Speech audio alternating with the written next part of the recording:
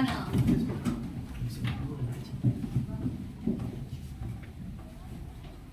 Panganjali. Om Swastiastu. Sebelum memulai pelajaran pada hari ini, alangkah baiknya kita berdoa terlebih dahulu. Menurut agama dan kepercayaan masing-masing, berdoa dimulai. Berdoa selesai. Silakan duduk.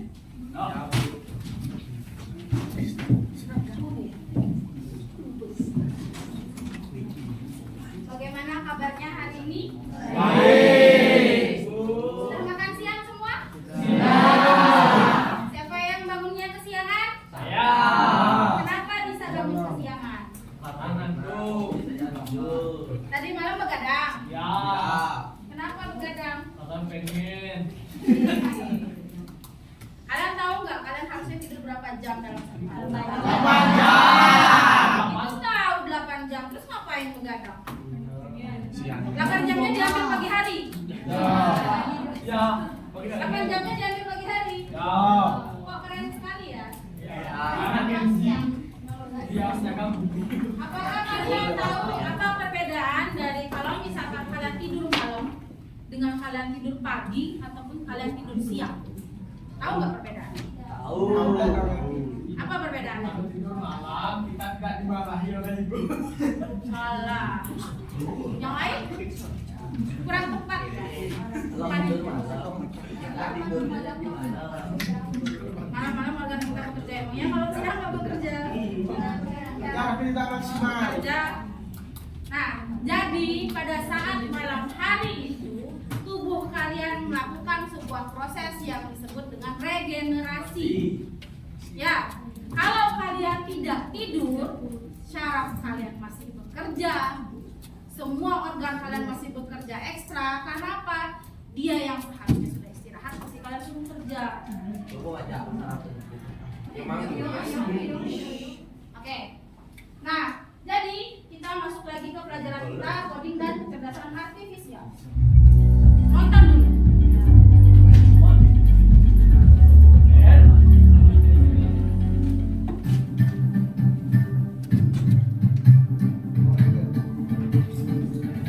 Saat ini, kecerdasan buatan atau artificial intelligence semakin banyak dimanfaatkan di berbagai bidang. Tidak hanya di bidang yang dikategorikan pada teknologi, tapi juga di sektor-sektor seperti pertanian dan hiburan.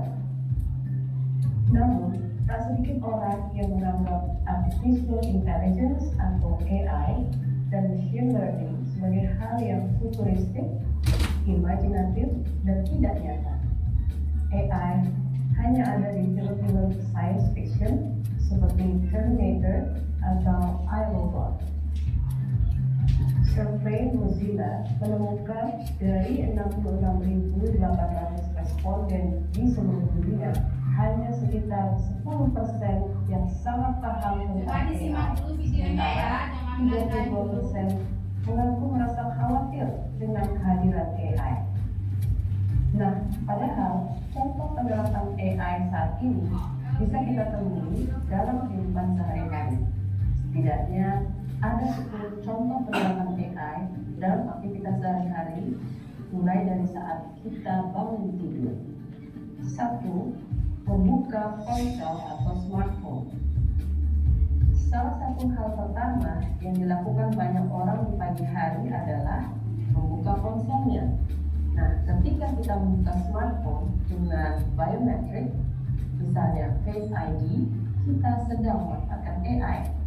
Contohnya, fitur Face ID yang ada di perangkat-perangkat luaran Apple. 2. Media sosial. Hal lain yang sering kita lakukan di ponsel adalah memeriksa update media sosial seperti Facebook, Instagram, dan Twitter. AI mempersonalisasi feed pengguna medsos, memberikan friend suggestion, mengidentifikasi dan melakukan filtering terhadap berita-berita bohong, dan mencegah cyberbullying. 3. Mengirim surat elektronik atau email. Kegiatan ini dilakukan banyak orang setiap hari. Setidaknya kita kita mengirim satu pesan email setiap hari. Fitur spell checking dan smart reply adalah contoh penggunaan AI dalam aktivitas ini.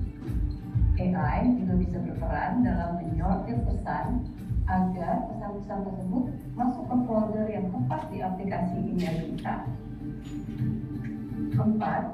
Melakukan pencarian di web.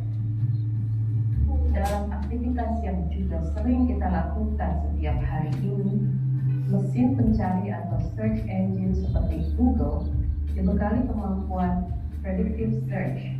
Saat kita mengetikkan apa yang akan kita cari, Google serta-merta memberikan rekomendasi sehingga akan memudahkan kita melakukan pencarian. 5. Digital Voice Assistant. Tool semacam Siri, Alexa, Google Home, dan Cortana menggunakan Natural Language Processing dan Generator yang ditenagai oleh AI untuk menyajikan jawaban-jawaban kepada pengguna. 6. Berangkat kerja dan bepergian. Google Maps dan aplikasi perjalanan lainnya menggunakan Artificial Intelligence atau AI untuk memantau kondisi lalu lintas, sehingga pengguna dapat mengetahui kondisi real time dari lalu lintas dan cuaca saat ini. Pengguna juga akan memperoleh saran untuk menghindari kemacetan. 7. Berbelanja. Para peritel online memanfaatkan kecerdasan buatan untuk membuat rekomendasi produk. AI akan mengumpulkan informasi terkait preferensi dan kebiasaan membeli konsumen untuk mempersonalisasi pengalaman belanja konsumen. 8. Menikmati hiburan. Penyedia layanan hiburan memadukan AI dan data kebiasaan serta preferensi musik atau film dari pengguna untuk menawarkan misalnya playlist terbaru atau musik atau film favorit. Dengan memasukkan faktor cuaca dan waktu tertentu, layanan hiburan bahkan dapat menyajikan hiburan yang dapat membangkitkan mood dari pengguna untuk beraktivitas. 9. Bermain game. Video game disebut sebagai contoh terbaik penerapan Artificial Intelligence dalam kehidupan sehari-hari. Contoh pemanfaatan AI di sini adalah pada non-playable characters atau NPC. Dengan AI yang baik, NPC akan bereaksi secara dinamis terhadap tindakan yang dilakukan oleh player maupun karakter lainnya. 10. Aktivitas banking. Bank memanfaatkan Artificial Intelligence untuk berbagai hal di dalam sistem. Salah satunya adalah mencegah terjadinya fraud dalam penggunaan kartu kredit. Itulah 10 contoh pemanfaatan atau penerapan Artificial Intelligence atau kecerdasan. Oke, ini jangan dibaca dulu. Nah, menurut kalian dari 10 yang disebutkan tadi ada berapa yang biasa kalian gunakan di kehidupan sehari-hari? 1. Semua.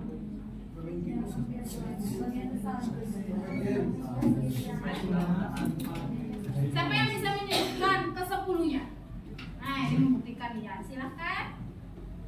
Iya, kamu aja sendirian yang angkat tangan. Yang pertama membuka HP, yang kedua menggunakan medsos, yang ketiga mengirim email, yang keempat searching, yang kelima digital voice, yang keenam berangkat atau berpergian menggunakan web, yang ketujuh berbelanja online, yang kedelapan menikmati hiburan seperti film, musik dan lain-lain, yang kesembilan bermain games, dan yang ke-10 aktivitas basic.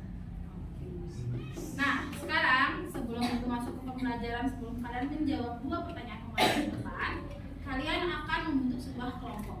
Ya, sambil kalian membuat kelompok, ibu akan mengabsensi kalian, mengecek lagi jangan sampai ada yang bolos di antara kalian. Ya, silakan ditentukan dulu teman kelompoknya mau dengan siapa.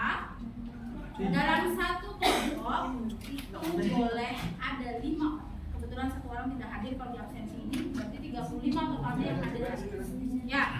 Kakak. Juana. Kemudian Gede Eka Raditya. Gede Prabu. Satria Wibawa. Agung Andika. Bagus Abi Mahesa.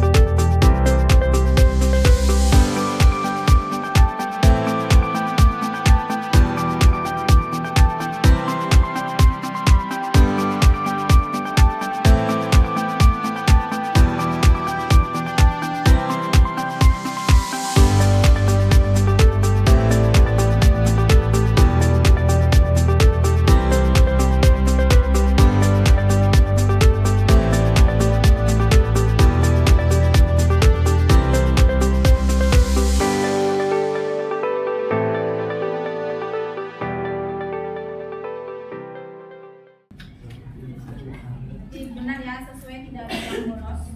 Kadang-kadang kalau berpindah ruangan untuk belajar banyak yang bolos. Ya, sudah ketemu teman kelompoknya siapa aja? Kalau sudah ketemu silahkan duduk bersama dengan teman kelompoknya. Kalau memang tidak biasa silahkan mengalir.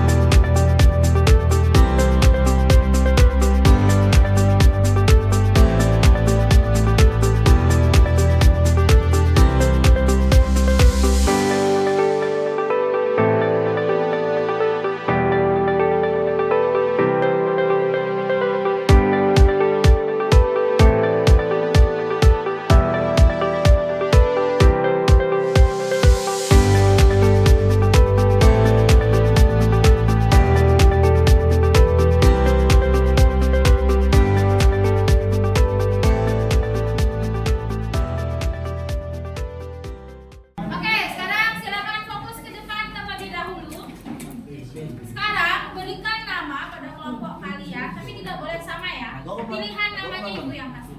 Kalian sekarang adalah sekelompok AI. Ya, kalian adalah sekelompok AI. Jadi kita sebenarnya sekarang sedang ice breaking. Ya, kita sekarang sedang ice breaking. Kalian semuanya adalah AI. Ya, masing-masing kelompok silahkan saling bertukar pikiran nanti untuk mengerjakan tugas yang akan ibu berikan sebagai ice breaking ini. Ya, sekarang ibu kasih kalian pilihan nama untuk kelompok kalian. Yang pertama sebagai Cici, kedua sebagai Siri, ketiga sebagai Mini.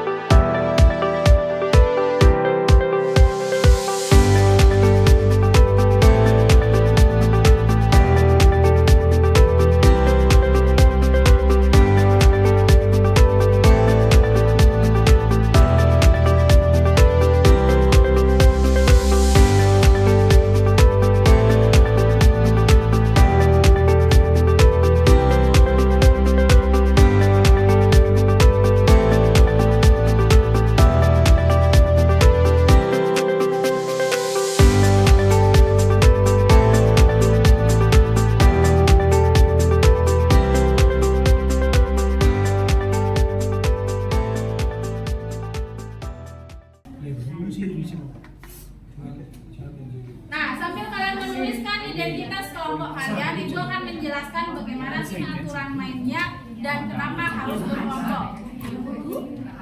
Tolong diam dulu. Yang bergerak tangan bukan mulut, ya.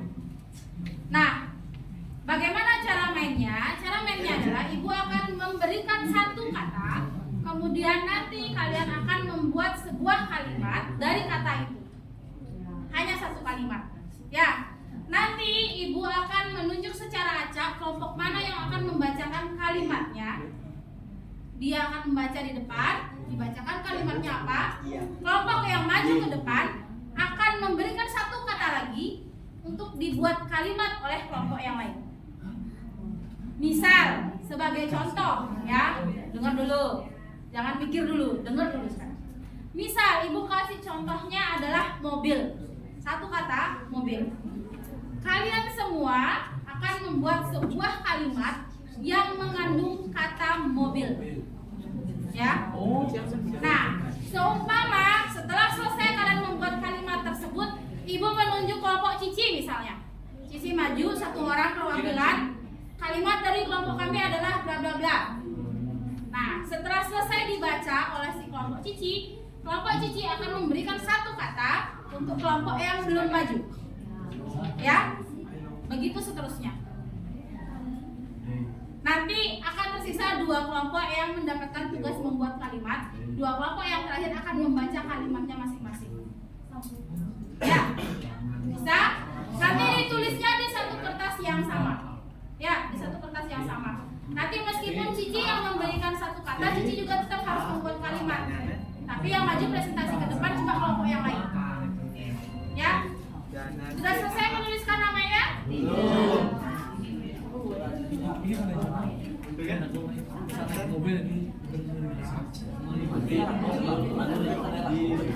oleh supirnya betul.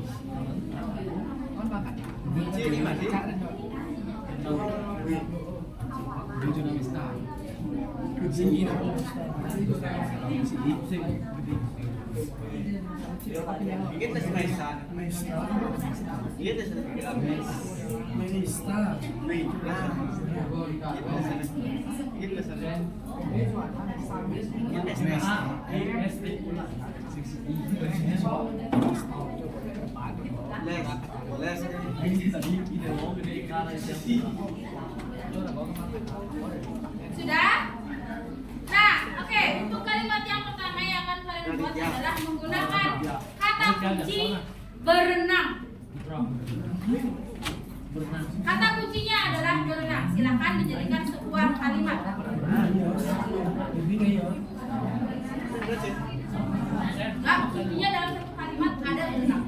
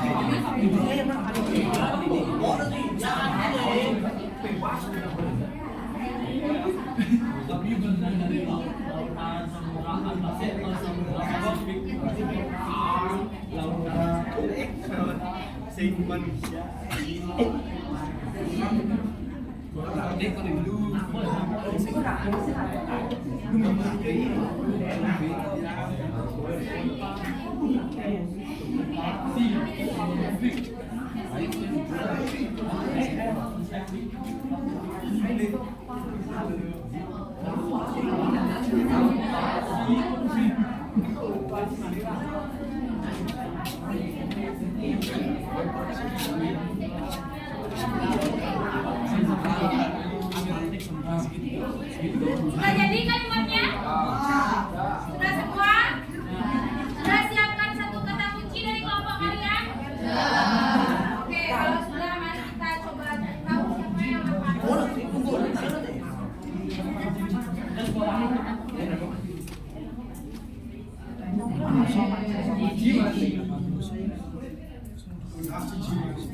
Ini yang disebut kata-kata adalah doa ya. Tadi Ibu bilang menulis Cici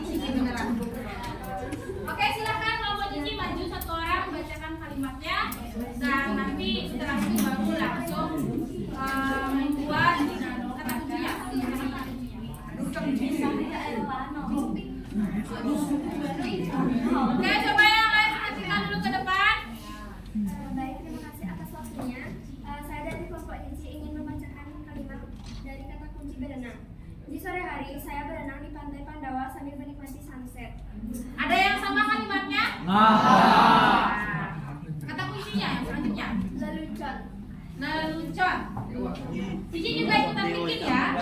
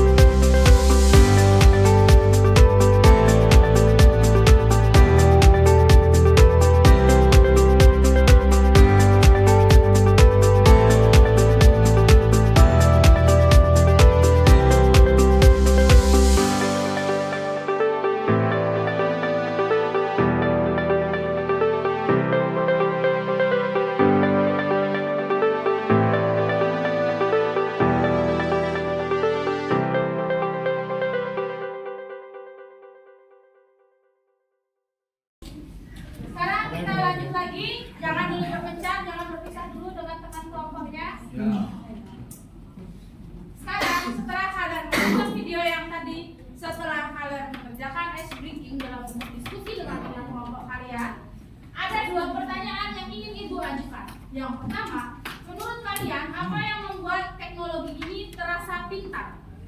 Satu ini aja dulu. Karena bisa ditanya banyak hal. Karena bisa ditanya banyak hal. Ada lagi? Ya, silakan. Karena membuat segalanya terasa instan atau lebih cepat. Oke, ada lagi? Silakan. Hampir semua pertanyaan yang kita ajukan bisa dijawab oleh dia. Ya. Terima kasih. Betul. Terima kasih untuk jawaban dari ketiga siswa yang sudah menjawab pertanyaan pertama. Jadi betul sekali. Dia atau si AI ini bisa membantu kita untuk menjawab pertanyaan-pertanyaan, tapi tentunya seperti yang dikatakan oleh teman kalian tadi yang terakhir, bahwa jawaban yang diberikan oleh AI belum tentu benar. Ya, memang dia mampu membantu kita menyelesaikan setiap permasalahan yang kita punya, tapi kalian juga harus lebih teliti lagi benar atau tidaknya jawaban yang diberikan.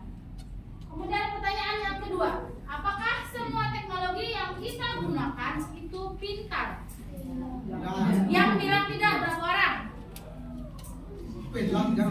Ya. Gak apa-apa, katakan aja. Kalau memang menurut kalian tidak, silakan katakan. Angkat tangannya yang tinggi-tinggi. Yang merasa tidak semua teknologi itu pintar. Gak apa-apa ya, ini kebebasan berpendapat, silakan. Yang merasa semua teknologi itu pintar, angkat tangan. Sisanya? Kenapa setengah-setengah?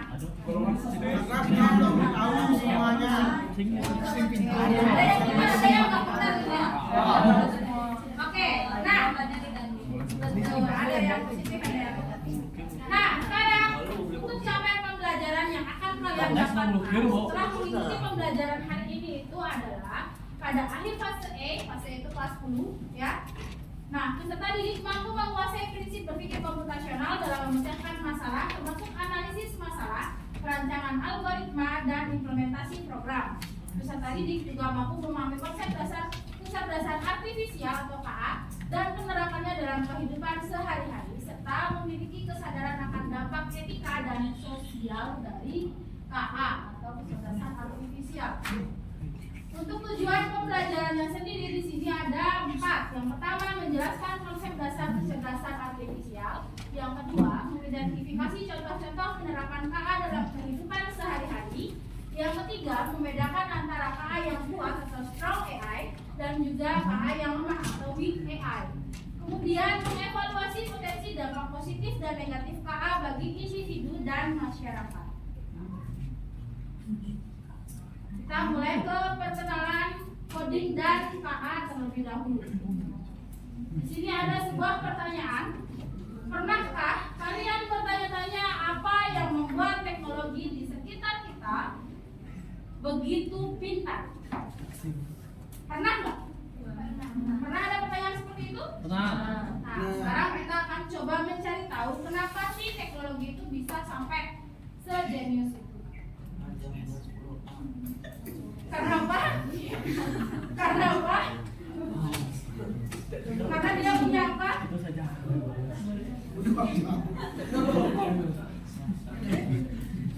Karena dia punya 1000 otak.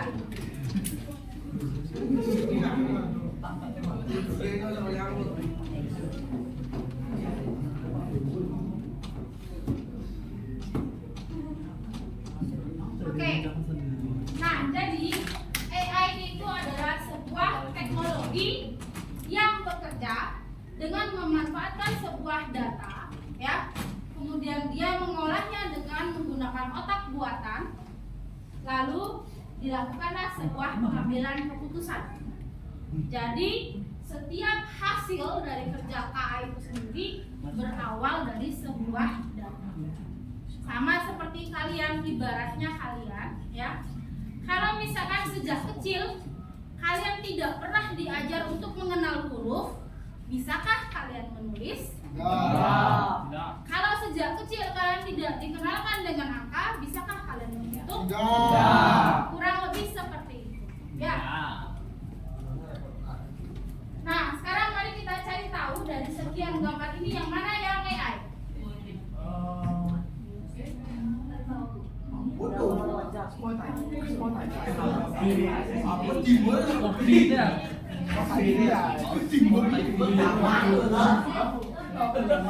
Itu cewek kan po?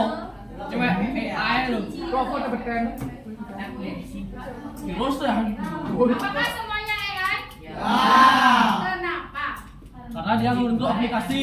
Satu orang angkat tangan. Ya. Karena dia membentuk aplikasi. Karena dia berbentuk aplikasi. Yang lain? Apakah semua aplikasi menggunakan AI? Menggunakan.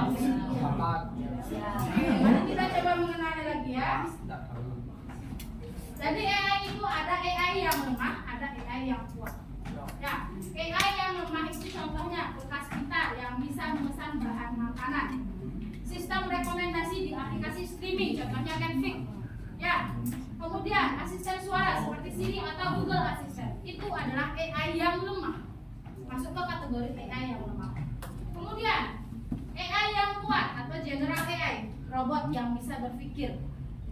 Ya, kemudian mesin yang punya kesadaran diri dan emosi. Lalu ada lagi AI yang bisa menyelesaikan masalah baru tanpa pelatihan khusus. Kalau ketemu langsung dengan kalian mungkin belum pernah, ya. Nah, tapi kalau kalian jadikan contoh, misal kalian memberikan sebuah pertanyaan matematika ke ChatGPT, ke Gemini, ke Siri, buatkan saya jawaban dari pertanyaan berikut. Saya akan kasih pertanyaan seperti itu. Kalian foto soalnya, kalian tunggu dia selesai loading. Munculkah jawabannya? Muncul. Pernahkah AI itu belajar tentang soal kalian? Enggak. Dari mana dia punya jawaban? Dari dirinya sendiri. Dari mencari ke segala sumber. Ya, setidak-tidaknya soal yang kalian berikan ke AI itu, entah itu ChatGPT, entah itu Cici atau Gemini, sudah pernah diupload oleh seseorang di Google. Hanya saja proses pencariannya lebih cepat karena yang mencari AI. Kalau seandainya kalian yang mencari di Google, kalian harus mengetikkan soalnya semua persis sama, baru kemudian bisa muncul. Ya. Dan itu pun AI juga yang bekerja. Ya. Nah, selanjutnya, bagaimana mesin itu belajar? Mesin itu belajar melalui sebuah data pelatihan. Mesin itu belajar melalui pelatihan algoritma. Mesin itu belajar melalui model terlatih atau dia diberikan pelatihan terus-menerus. Kemudian dilakukan sebuah prediksi gambar yang baru. Jadi sebuah mesin dilatih dengan diberikan tugas yang hampir sama ataupun bisa juga dengan tugas yang baru supaya pengetahuannya dia bertambah. AI itu atau mesin pembelajar ini diberikan pelatihan dengan berupa diberikan dia data-data yang tidak ada di internet. Misal, ibu mau AI menganalisis dari 35 siswa yang hadir hari ini, siapa yang paling tinggi pemahamannya tentang AI. Nanti dia akan mencari sendiri datanya, entah dengan cara dia memberikan kalian soal, ya.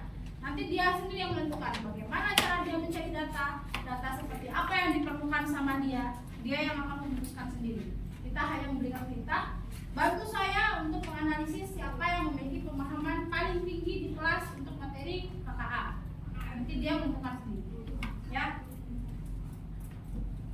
Nah, kemudian bagaimana mesin itu bisa mengerti bahasa yang kita berikan? Pernahkah kalian berbicara dengan asisten suara atau chatbot? Pernah. Nah, sudah sempat ya di pertemuan pertama. Enggak. Nah, itu adalah contoh dari natural language processing, pemrosesan bahasa natural. Ya, jadi ketika kalian berbicara, terjadilah proses yang dikenal dengan NLP, sehingga mesin bisa memahami bahasa manusia. Kalau biasanya manusia kalau ngomong sama robot, harusnya mereka tidak bisa saling mengerti. Tapi di si robot ini atau AI ini, mereka sudah diberikan pemahaman tentang NLP sehingga bisa memahami bahasa yang kita sampaikan. Itulah kenapa sekarang kalian bisa berbicara dengan Google kalian bisa berbicara dengan Siri kalian, dan lain sebagainya. Sampai terjadilah komunikasi dua arah dengan AI. Ya. Nah, sekarang AI AI itu adalah dua sisi mata uang. Jadi ada dampak positif dan ada dampak negatifnya. Yang positif itu adalah efisiensi, kemudian inovasi dan kemudahan. Siapa yang sudah merasakan ketiganya? Saya minta kalian angkat tangan yang sudah merasakan ketiganya. Efisiensi, kemudian inovasi dan kemudahan. Angkat tangan. Satu orang aja? Perlu saya bacakan. Efisiensi itu maksudnya otomatisasi tugas. Ya. Inovasi membuka peluang baru dalam usaha di kesehatan dan industri, membuat sebuah program baru. Kemudahan mempermudah hidup kita melalui beberapa rekomendasi. Siapa yang sudah mengalami ketiganya? Yang sudah mengalami dua dari tiga ini? Belum. Semua. Dua dari ini siapa yang sudah? Yang sudah mengalami satu aja dari tiga ini. Saya nggak percaya kalau tidak ada. Saya tidak percaya kalau belum ada yang merasakan efisiensi. Saya mau tanya, siapa di sini yang belum pernah menggunakan AI untuk mengerjakan tugas dari guru? Saya. Yang belum pernah. Siapa yang katakan? Saya. Dua orang aja. Ya. Sekarang saya tanya, saat pertemuan kita yang pertama, saya memberikan kalian tugas apa? Membuat foto menggunakan drone. Maka itu artinya dua orang yang angkat tangan tadi tidak punya nilai di pertemuan pertama. Punya, Bu. Berarti kamu tidak melakukan itu. Jadi kamu harusnya bisa mendapatkan yang efisiensi dong. Ya. Kenapa tadi angkat tangan belum pernah mengerjakan tugas dengan AI? Saya kan lupa, Bu. Makanya kadang terus. Ya. Ya. Nah, kemudian dampak negatifnya apa? Dampak negatif yang pertama ada pengangguran. Kenapa? Kenapa bisa ada pengangguran? Karena dia nggak punya kerjaan. Karena AI. Karena ada kerjaan. Kemudian ada bias data atau replikasi dari data. Kenapa bisa begitu? Ada replikasi dari data. Kenapa?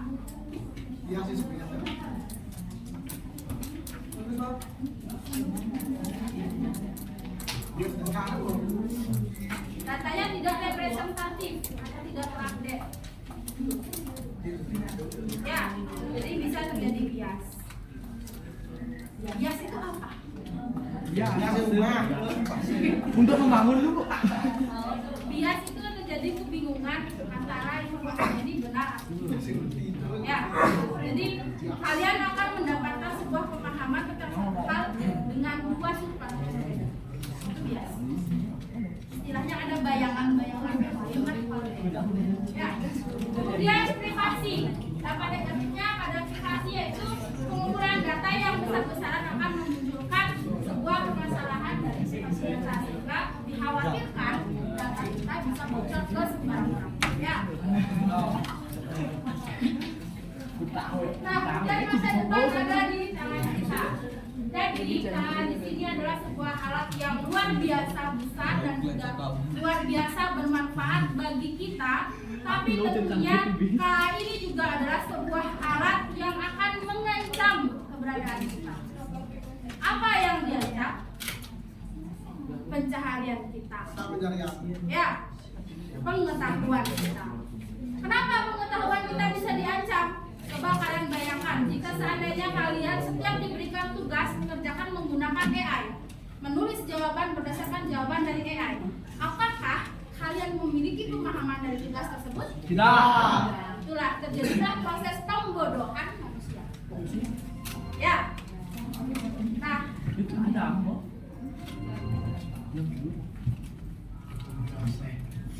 sekarang kita main lagi. Ya. Main. Jadi mainnya kalian sambil duduk aja.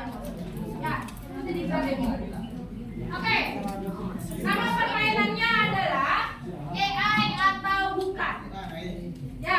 Jadi kalian akan ditampilkan sebuah ilustrasi gambar dari beberapa teknologi. Kemudian kalian tentukan dari teknologi keseharian ini yang mana yang AI dan yang mana yang bukan.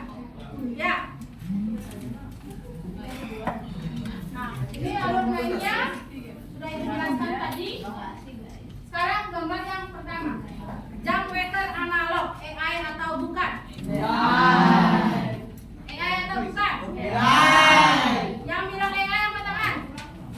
Yang bilang siapa yang AI yang tangan? Ya, jawab itu analog AI atau bukan? Ya, analog.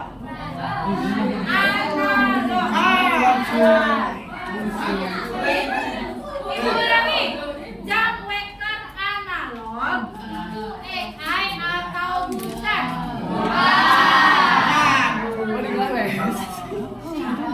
Asisten suara sih.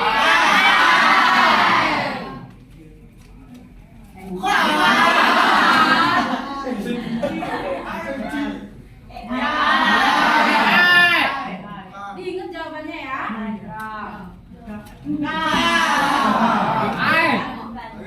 AI lu.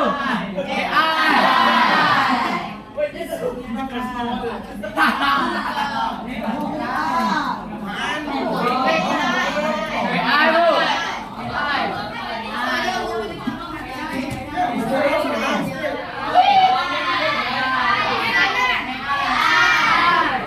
Bukan. Ada yang bilang bukan?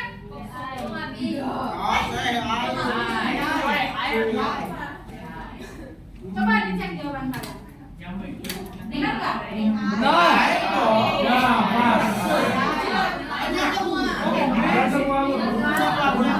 Benar semua.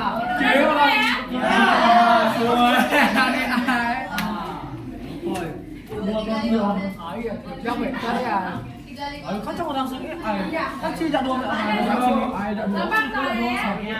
Kita lanjut. Ya, masa depan dari teknologi. AI membentuk dunia kita dari cara kita belajar hingga kita bekerja. Ya, cara kita belajar sampai ke cara kita bekerja. AI sekarang bahkan bisa menggantikan seorang guru. Tapi peran dari seorang guru tidak bisa sepenuhnya digantikan oleh AI. Ya. Nah, kemudian berpikir kritis, membantu membedakan mana AI dan mana bukan di kehidupan sehari-hari. Jadi kita harus bisa membedakan mana yang hasil kerja AI, mana yang hasil kerja manusia. Sudah ada AI yang bisa digunakan untuk mengecek ini hasil kerja AI atau manusia. Ya. Ya, inovasi tanpa batas. Peluang karir dan kontribusi di bidang teknologi akan semakin luas. Harapannya ke depannya dengan berkembangnya AI, kalian bisa berinovasi dan menciptakan sebuah teknologi yang baru atau berkontribusi di bidang teknologi dengan memanfaatkan AI itu sendiri. Sekarang kita akan coba cari tahu siapakah yang bekerja di balik layar AI. Ya. Otak di balik pencarian Google Search. Ya. Saat kalian mengetik restoran enak dekat sini, AI tidak hanya mencari kata-kata tapi juga memahami niat Anda dan lokasi. Ya, dia memahami niatan kalian apa dan lokasinya.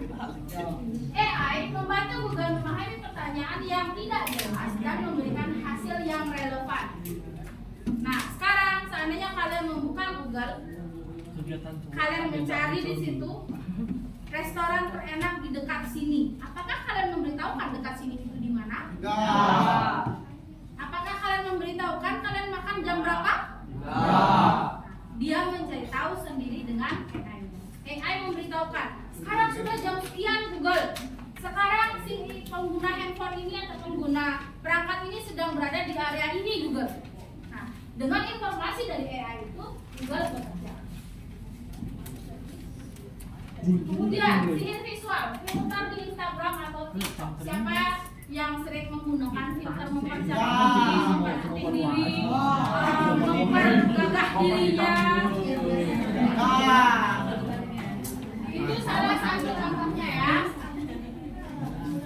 Nah, jadi fitur itu dikatakan sebagai fitur untuk menempelkan sebuah objek ke wajah kita. Ya. Nah, AI menggunakan teknologi computer vision namanya untuk mendeteksi wajah kita, ya. Kemudian secara real time nanti akan diberikan efek sesuai dengan detail yang sudah dirancang. Makanya kadang ketika pembacaan wajahnya tidak sesuai, kacamata itu munculnya di sini. Sering kan kelihatannya seperti itu? Orangnya di sini, kacamatanya di sini. Lalu tiba-tiba disebut ada penampakan. Ya, itu terjadi error di mesinnya kalian atau di perangkatnya kalian, bukan hanya di aplikasinya saja. Bisa jadi permasalahan jaringan dan lain sebagainya. Kemudian masuk jalan pintar atau Google Map. Bagaimana Google Map bisa tahu dia harus pilih jalur yang mana? Kenapa Google Map bisa bilang kamu punya 2 pilihan jalan, tapi jalan ini yang paling pintas? Dari mana dia tahu jarak dari tempat A ke tempat B? Karena ada AI. Ya, AI-nya yang menentukan. Terus sekarang untuk setiap kelompok silahkan kalian buka atau kalian membuat sebuah mind map. Tahu mind map? Mapping.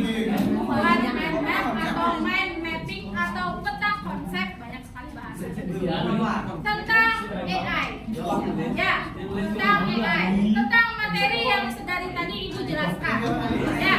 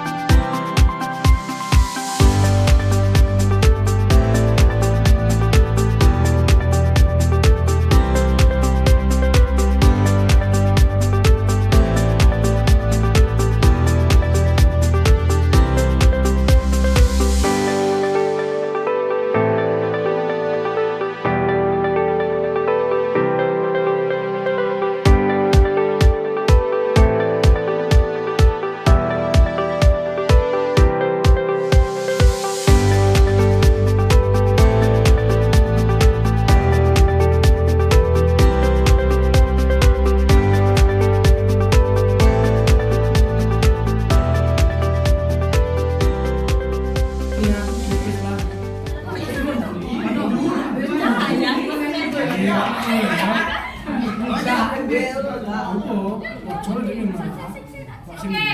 karena tadi yang belum presentasi itu kan ada sisa 2 kelompok ya. Yang belum menyampaikan pendapatnya ada 2 kelompok ini. Maka dari salah satunya akan membacakan atau mempresentasikan mind map-nya. Ya. Bola wawancara. Siri. Siri. Maju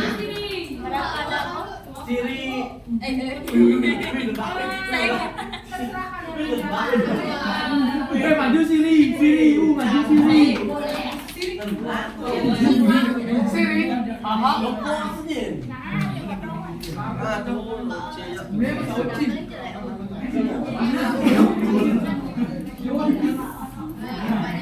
Mau jero kok ngabi ya. Geng. Mau jero. Siri. Tangan dan Siri. baik, sebelumnya terima kasih atas kesempatan yang telah diberikan kepada kelompok kami. Perkenalkan kami dari kelompok Siri. Di sini kami akan mempresentasikan mind mapping tentang AI rumah dan AI kuat. Tapi sebelumnya kami akan memperkenalkan diri terlebih dahulu. Dimulai dari saya. Perkenalkan, nama saya Igusti Ayu Anita Darmasari, nomor 7. Dan saya Putri Ananda Dewi, nomor 35. Saya Nika Dewi Putri, nomor saya 52. Saya 36. Dan saya baik, saya persilakan kepada pembawa materi.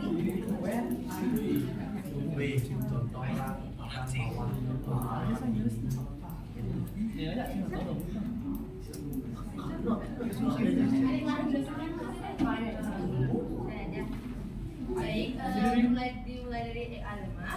AI5 adalah sistem kecerdasan buatan yang dirancang untuk melakukan satu tugas atau serangkaian tugas terbatas dalam konteks yang untuk contohnya ini suara Siri, Google Assistant, dan Alexa. AI kuat adalah kecerdasan buatan yang memiliki kecerdasan yang setara dengan manusia, kemampuan memahami, belajar, dan mengucapkan berbagai masalah, dan tidak hanya satu tugas spesifik. Contohnya asistensi visual dan mobil bahasa besar. Baik, sekianlah presentasi yang bisa kelompok kami sampaikan. Bila ada salah kata maupun perbuatan, kami mengucapkan minta maaf. Sekian presentasi dari kami tutup dengan ramah-ramah.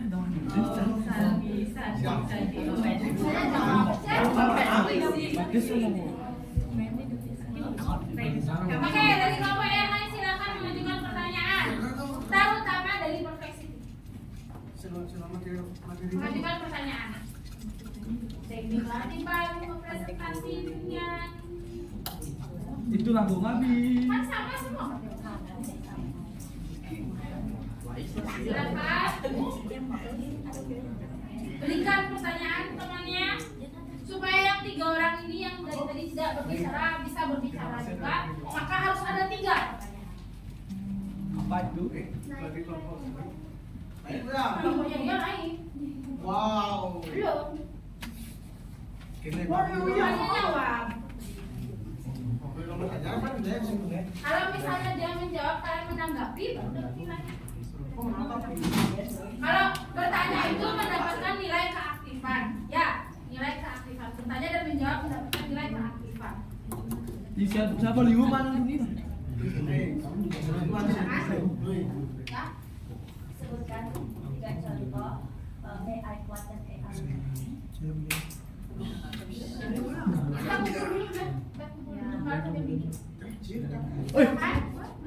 Jadi saya ingin menanyakan kenapa antara AI lemah dan juga AI kuat itu terdapat perbedaan. Dari pertanyaannya, kenapa AI lemah tidak punya kesadaran?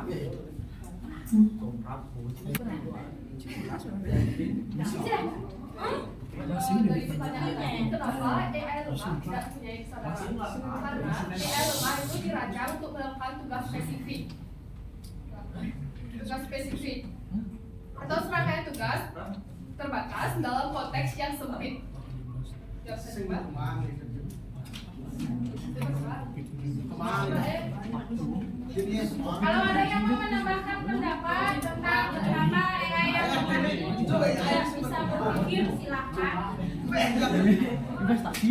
Akhirnya juga mah, sini mah kemarin. Tahu pas apa lagi? Baik, untuk pertanyaan kedua, jadi saya menjawab masing-masing contoh dari AI Loma dan AI Kuat. Mulai dari AI Loma, contohnya ada Siri, Google Assistant, dan Alexa. Contoh dari AI Kuat yaitu mobil otonom, asisten visual, dan model bahasa pesan. Oke, Mak?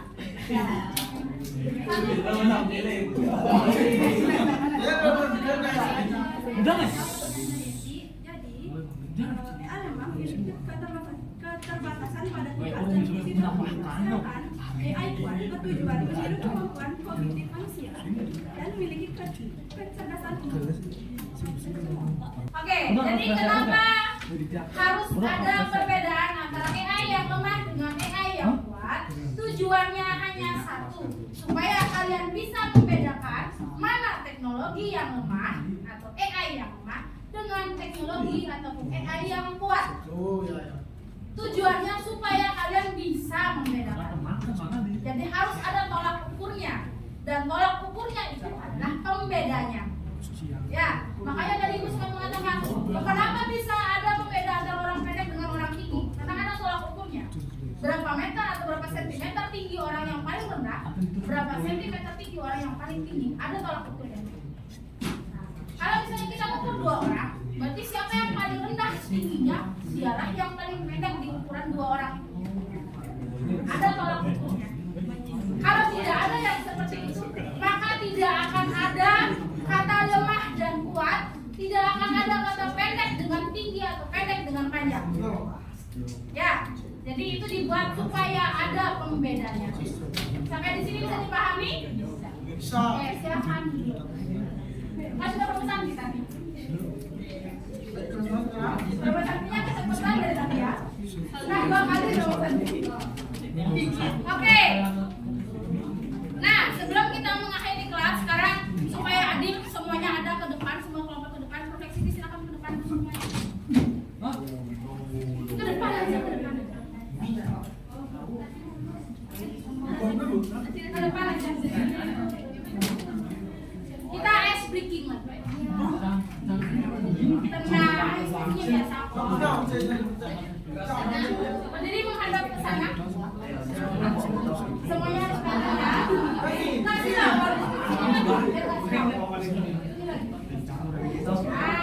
Dah. Coba yang lainnya fokus ke depan. Fokus ke depan. Sudah bisa fokus? Dah. Untuk ice breaking yang sekarang adalah di antara mereka berlima. Kok kamu langsung menyebut nama? Jangan. Ya, udah maaf. Di antara mereka berlima, silahkan kalian tentukan siapa yang akan berperan sebagai robot.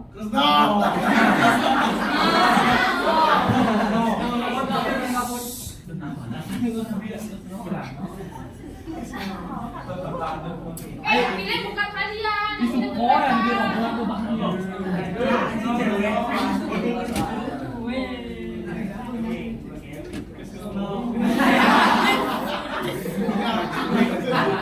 Sudah. Oke. Nah, sekarang siapa yang mau bekerja sebagai programmer?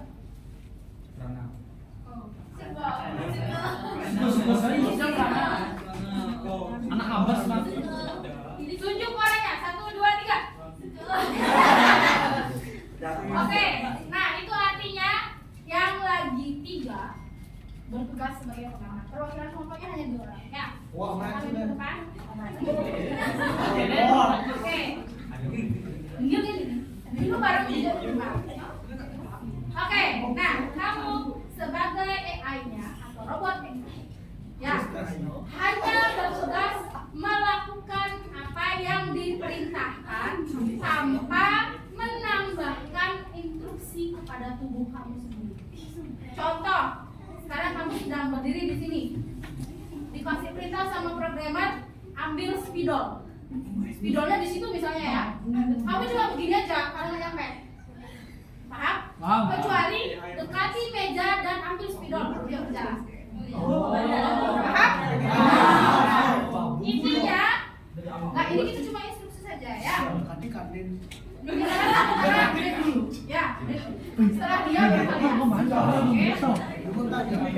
Sudah paham? Mau paham? Nah, sekarang silakan bersiap jadi robot.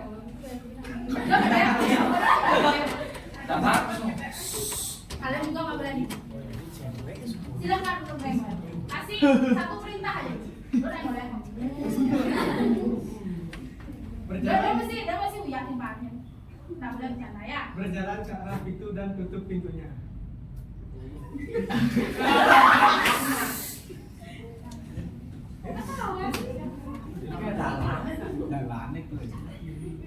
Aku nggak kasih tahu loh pintu yang mana dia bingung.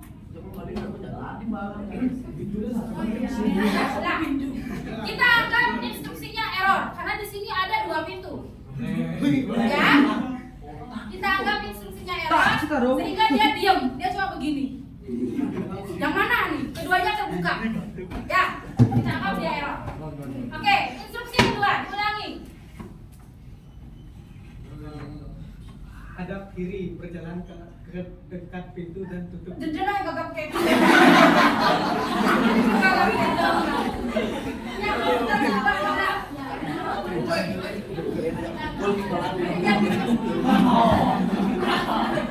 Ya, jangan grogi, tenang, relax, bernapas dulu, ya. Tujuan dari sini adalah menimbulkan kepercayaan diri kalian. Makanya dari ibu minta semua kelompok ada yang maju, ya. Silakan. Hadap ke kiri dan berjalan beberapa langkah untuk menutup pintu. Kamu ngerti nggak beberapa langkah? Jangan bergerak kalau nggak ngerti.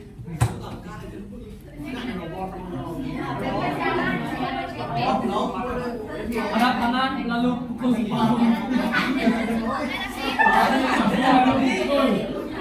Arah kanan tangan. Dua kali error ya. Dia nggak ngerti.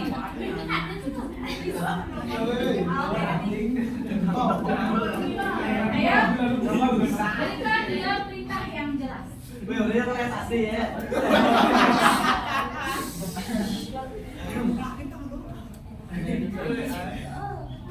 Tolong duduk di tempat.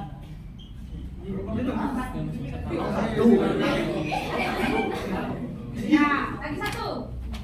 Bang Dua yang jelas perintah.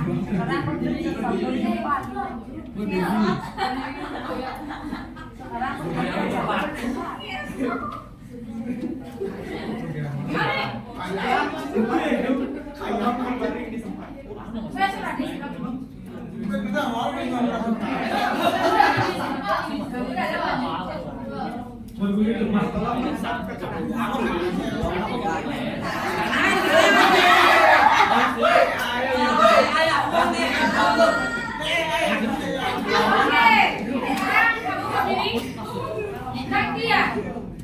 Si programmer jadi robot.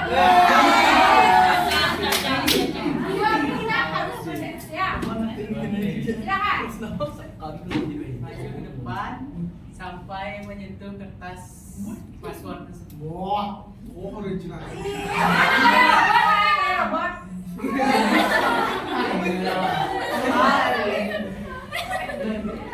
Weh, nanti. Itu. Ada kanan lalu pukul lalu ngambil. Hadap belakang dan maju 1 langkah lalu duduk.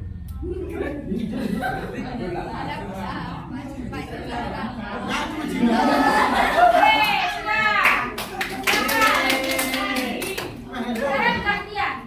Kalian berdua boleh duduk, sisanya.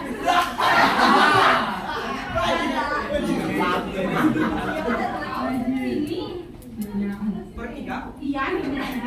Ada sudah sedang. Nah.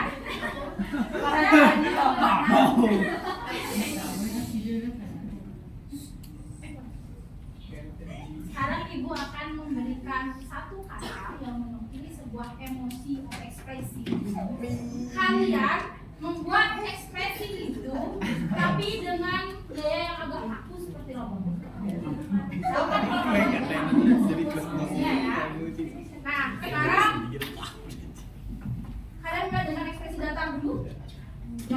tersenyum, jangan ada yang tertawa, jangan ada yang ekspresi datar.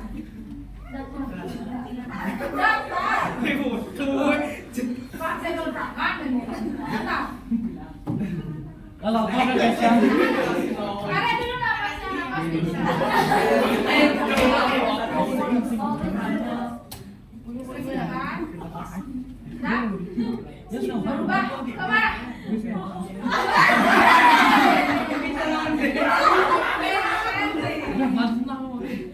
Ulang, datar. Maju. Kalau kalian ketawa, kalian yang tak jadi robot. Selain mereka bertiga yang berdiri di depan dan ibu, siapa yang bergerak, berbicara, bersuara, dia akan ibu suruh push up 10 kali.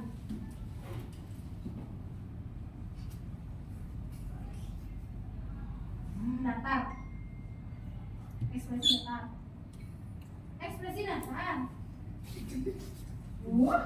Satu, dua, udah dapat kok 3. Oh, ada 3 orang yang bergerak nih, push up 10 kali.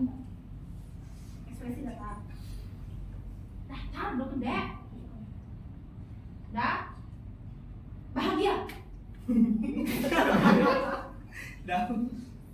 Nggak ada robot yang bahagianya kayak gitu. Tertawa.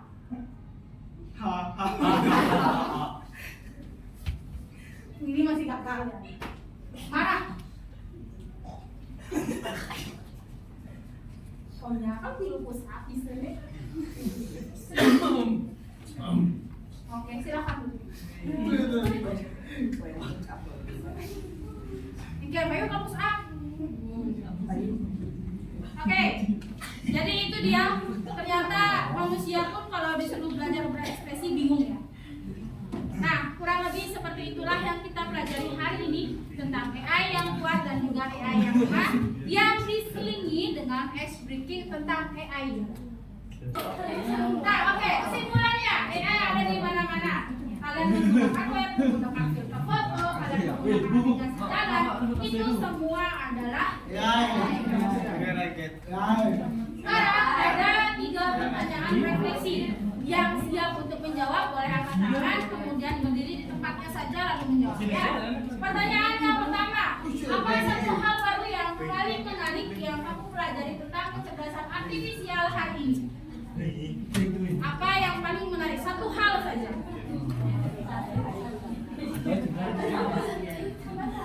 Tentang AI, bukan tentang satu hal.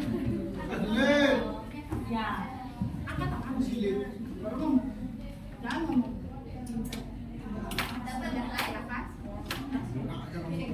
Karena sedikit suaranya ya. Ya. Perkenalkan nama saya Devita Purnama Dewi, asal Gaplin 3. Hal yang menarik yang saya pelajari hari ini adalah apa itu AI dan AI itu pintar atau nggak pintar dan dampak negatif dan positif AI dan AI juga punya sama dengan seperti ini. Silakan, terima kasih untuk jawabannya. Kemudian pertanyaan yang kedua, sebelum sesi ini apa yang kamu pikirkan tentang AI? Apakah ada hal yang berubah setelah pembelajaran ini? Dari sebelum ke setelah, apa perbedaannya? Angkat tangan.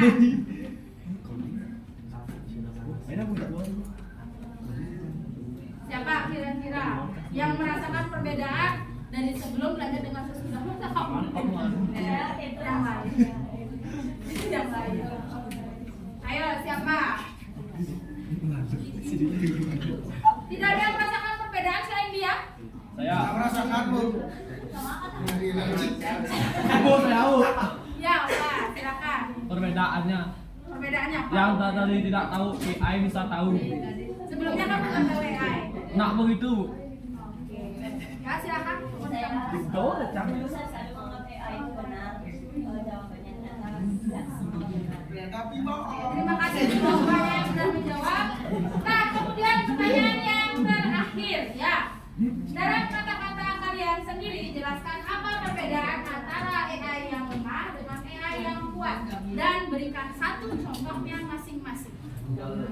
Tadi sudah sempat ada ya bisik-bisik tentang contoh yang lemah dengan yang kuat.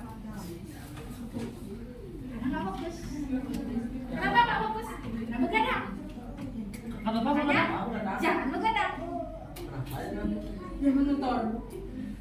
Senyum.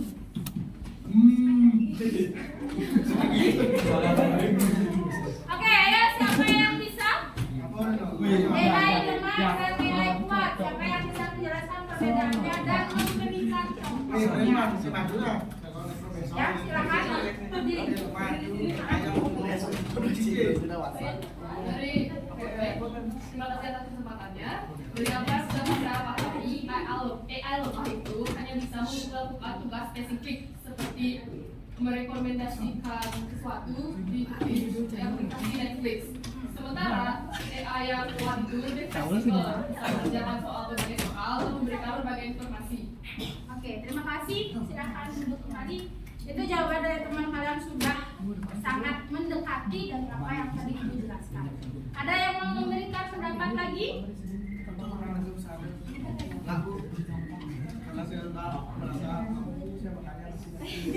Justru karena kamu merasa mampu, kamu yang yang lain bagaimana? Sama. Sama apa? Apa yang sama? Apanya yang sama? Hah? Yang bilang sama, apanya yang sama? Apanya? Ya, apanya yang sama? Pendapatnya, Bu. Apa dari? Tadi dia bilang apa coba? Nggak tahu. Iya, berarti nggak sama.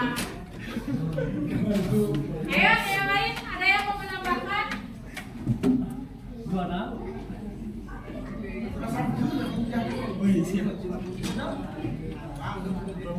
Ya, tadi kalian sudah melakukan refleksi pembelajaran, maka sekarang Ibu akan sedikit menyimpulkan tentang apa yang sudah kita pelajari hari ini. Yang pertama, dalam kehidupan kita sehari-hari itu ternyata kita diliputi oleh AI yang terbagi menjadi dua golongan AI, yaitu AI lemah dan AI kuat. Ya, keduanya sama-sama sering kita gunakan. Namun kalian belum menyadarinya. Ya, kemudian yang selanjutnya kalian setelah mengikuti pembelajaran tadi sudah bisa membedakan mana teknologi yang termasuk AI dan mana teknologi yang bukan AI. Ya, nah oleh karena itu untuk pertemuan yang akan datang kita akan melanjutkan ke pembelajaran tentang bagaimana membuat sebuah prompt yang efektif dan efisien. Ya, itu untuk pertemuan yang akan datang. Untuk sekarang kita akhiri sampai di sini.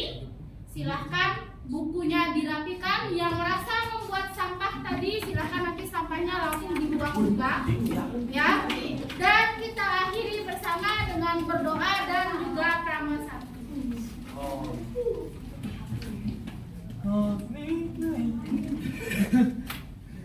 Pada asana. Sebelum mengakhiri pelajaran pada hari ini, alangkah baiknya kita berdoa terlebih dahulu. Menurut agama dan kepercayaan masing-masing, berdoa dimulai. Berdoa selesai. Krama Santi. Om Santi Santi Santi.